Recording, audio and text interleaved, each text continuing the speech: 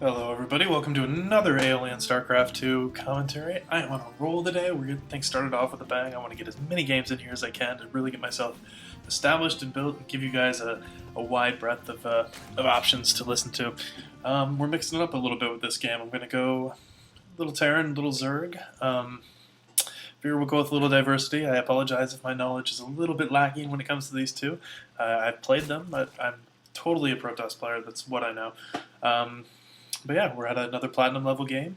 Last ones we showed you show some great force field play, so hopefully we can see something interesting with this one. Let's go ahead and get to our players playing the game. We have MGX Legion, so Legion versus Fluid KMC, and I'm assuming MGX and Fluid are the clan names, so Legion versus KMC. We have Legion, the Zerg player, and over here we have our Terran player, KMC. And it's looking like could potentially standard play. Due to the nature of the spawns, neither one knows if it's cross spawn or not, but fast expand may be out of the question. Of course, Zerg player, it's always in the question. Sometimes it's the best way to go. Some of the best players, that's immediately what they try to do, is go right away for that expand, get the economy booming, just completely outmass your opponent. Standard Zerg play, it's really phenomenal. And as we've seen lately, people like Spanishiwa, obviously Idra.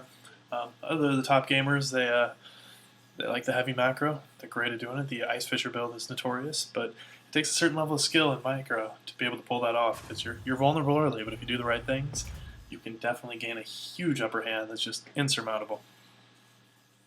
So we see the scouting going on. Neither one has found the other base yet. Got some pretty standard builds going on. Barracks going out for the Terran player. The fast expand did happen for our Zerg player Legion. And as we can see, in comes favoring the Zerg. Zerg is going no gas, so he may be trying to go for that Ice Fisher style build, while our Terran player has gone the gas, getting his orbital command in. Pretty standard builds. And just want to talk a little bit more about my style of commentary. Like I said, I'm going platinum level. I want to help those players that are pretty dedicated to this game but haven't quite been able to master it. I want to help them find that breakthrough, and watching commentaries is the way to do it, in my opinion. You get that bird's eye view of the game that you don't necessarily get when you're down in it, playing the games out.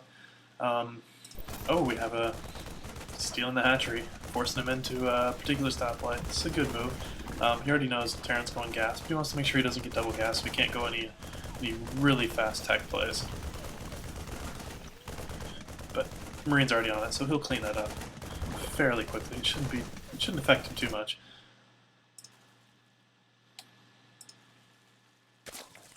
And no queen? No queen yet. It's actually going to hurt him in the macro. You want to get that queen out early.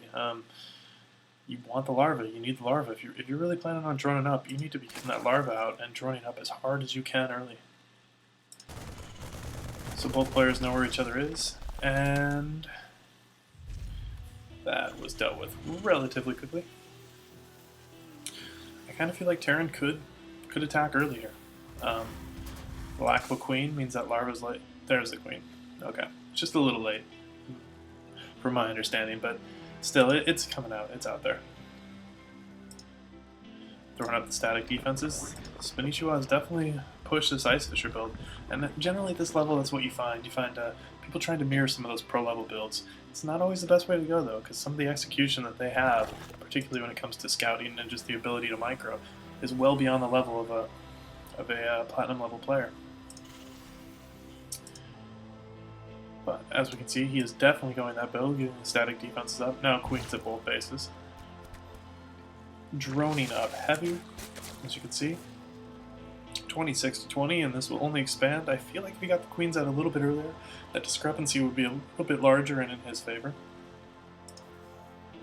Still, the Protoss player is going double factory, getting the Infernal Pre-Igniter, so we're obviously going to be seeing some Hellion play here very, very shortly with the reactor coming up, and he is going to be doing a hard Hellion push.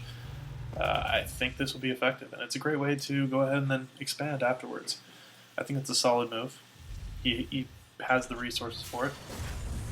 Go ahead and get, I would say, 3 or 4 of those to get that pre-igniter and make sure you can roast drones in one shot. It's really hard at this level to stop this kind of play because you have to catch it, you have to see it right away, and you have to have the reaction skills to get your probes out of the way because literally one shot can roast your entire line.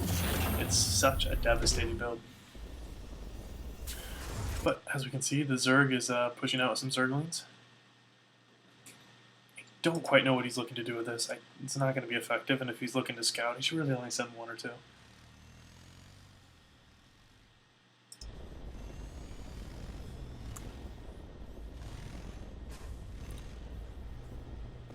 Again, as we look up the income, the Zerg player definitely has the macro down.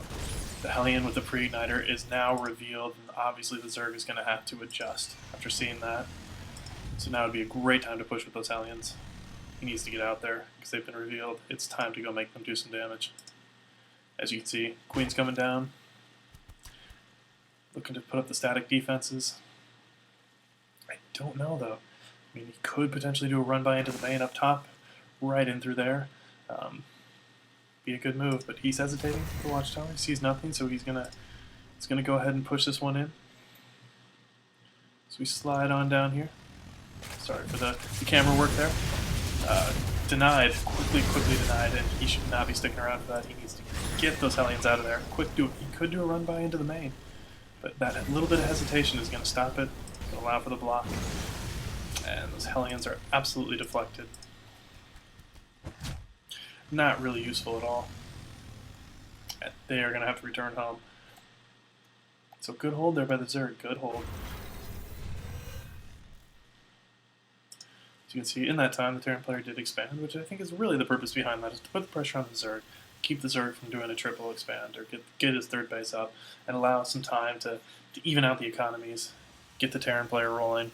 It's the main thing with the Zerg. You want to keep them in check. They can get run away. If you leave them alone, absolutely run away. Just taking out an Overlord up here. Don't want to miss the action for you. But nothing major, just stopping that scouting for the future for the Zerglings. A good move. As we can see, we have the armory going down with upgrade vehicle weapons 1. Not entirely sure what he's planning on doing with it. He's going siege tank.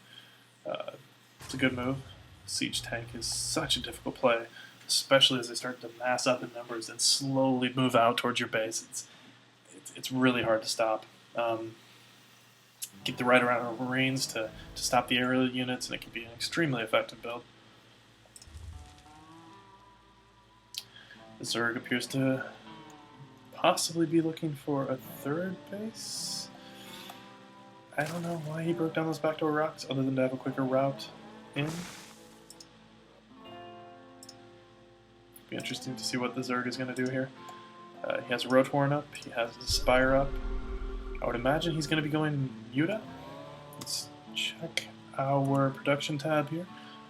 And yes, 7 Mutalisks are on the way, plus a Thor for our Terran player. It's a bad combination for our Zerg player. Thors versus Mutas. Thors can absolutely tear Mutas apart if they're placed right, but again, Mutas can harass as long as they stay away. But he's definitely going mass Muta. 9 Mutalisks on the way. And then droning up. Droning up hard, droning up heavy. He's researching Zerg flyer attacks and Zerg ground carapace, as well as melee attacks. He's still looking to keep the ground. I don't know about this play. Don't know how effective this is going to be. Like I said, there is a Thor on the ground, but however, then there is a missile turret there, so you can do some harass, but flying straight into the missile turret, that's going to do some damage. He does manage to take it out though, and the rain starts, so he's got to get those SCVs out of there. And the problem with the Thor, he's very slow. It's hard to get the Thor in place in time, although it will always clean up the Mutalisks. So get those SCVs back mining every time that they're away. It is time missed. But they're quickly coming back. And that definitely does hurt. That slows down the economy. As you look, income rates dropped in half there for a little bit. And over time, that can take its toll. You see the Zerg has gone for a third expand. The Hellions are harassing it, making sure that it doesn't go up without a fight, but Hellions are going to be quickly dispatched by the Roach in play.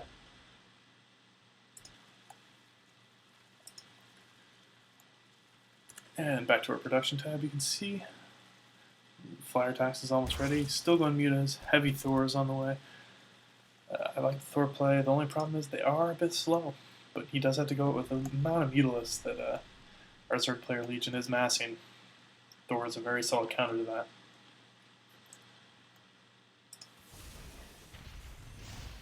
I'd like to see more muta harass out of this, though. I mean, you can really pick and jab and do the micro to harass your opponent. He doesn't have his missile turrets quite in the right place. You can really start picking off some SCVs, and as soon as the Thors even get near, you just take off. Fly away. All the while, the Terran player is stuck. So here he comes in, taking out the missile turret. It's good, he has enough numbers to do that. But in come the Thors, and you've got to turn around and get out of there then. Well done. And he's moving to take the gold fourth. This is solid. This is a solid play.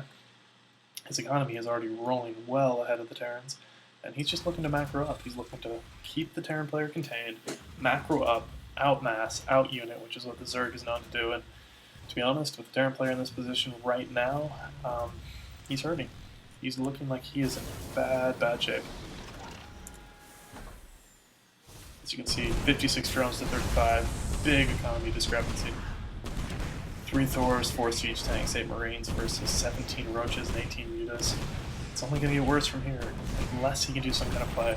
I would like to see, he's not that far away from Starport. He could go Banshee harass, try to bring that economy back into, back down to scale. I mean, it's going to be hard to put much pressure on with all these slow-moving units.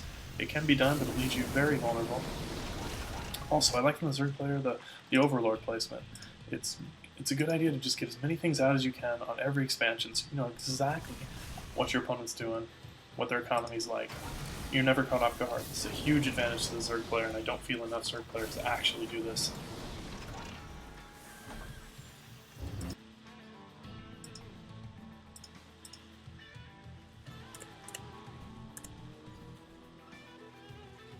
And we have Burrow on the way, as well as Reconstitution.